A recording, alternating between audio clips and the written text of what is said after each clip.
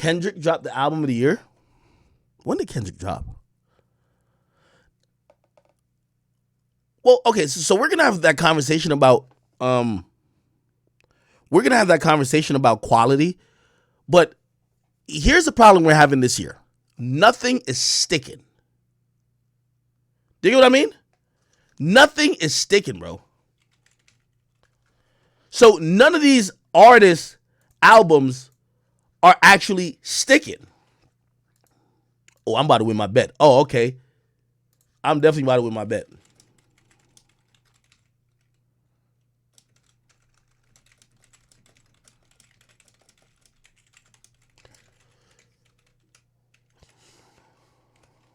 Yeah. So, the thing with Kendrick's album, and by the way, I just got to send this tweet out real quick.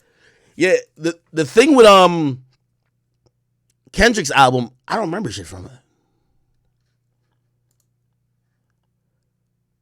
I felt like y'all went to see Kendrick perform, and I kid you not, they liked that song where he was arguing, but people went up for Family Ties, which is a song he's a feature on, which is Baby Keem's song, more than they went up for anything on his album. I'm gonna be honest with you. Nigga, they played that Family Ties, like shit was active. The rest of the shit on his album, niggas was like, okay, this is cool. If we break it down, probably a really good album, but it's forgettable.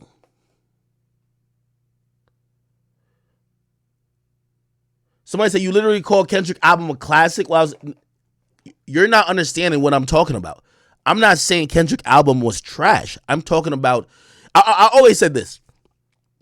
To Pimp a Butterfly was probably one of the best albums of all time if you really break it down. If we're just judging quality, but I remember it dropped the year of some other popular album, and I remember saying this. It wasn't as memorable as the other album. We're consumers. A lot of times we like to digest fast food music. So what's usually memorable or sometimes what lasts longer don't mean is the best. The best shit don't really last. Not all the time. Sometimes it does, which those are rare. But sometimes you could have a really good project, but still people digest it once. And what I mean by like, you see Kendrick's project, because it's so laden with content and other shit, it feels like a chore to listen to. I want to do a poll in here. Ever since that week that Kendrick's album came out, what have you ever played that album through again? Yes or no? Other than you checking it out for the first time and like, yo, let me see what that nigga talking about. Have you listened to Kendrick's album again?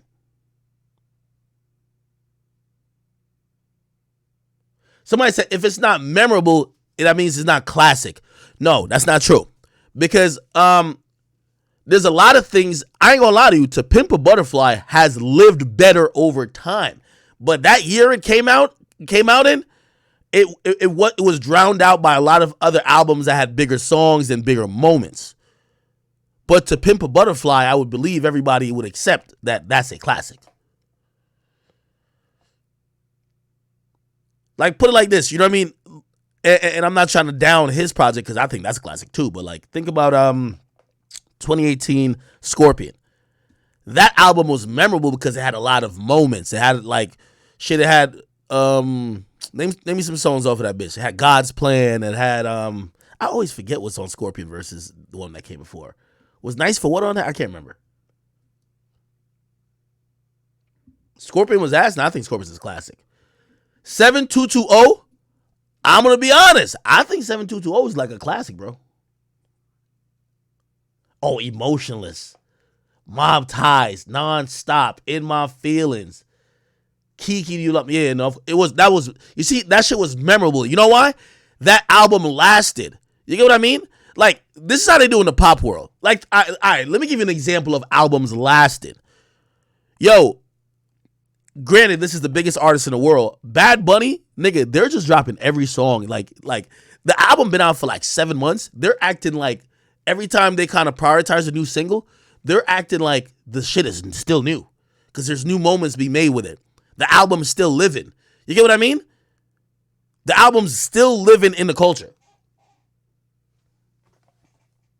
My Turn lasted 100%. My Turn, Little Baby My Turn, that shit lasted. And then it got even new life when they added the 6 songs for the deluxe. That's a fact. Okay. Anyway,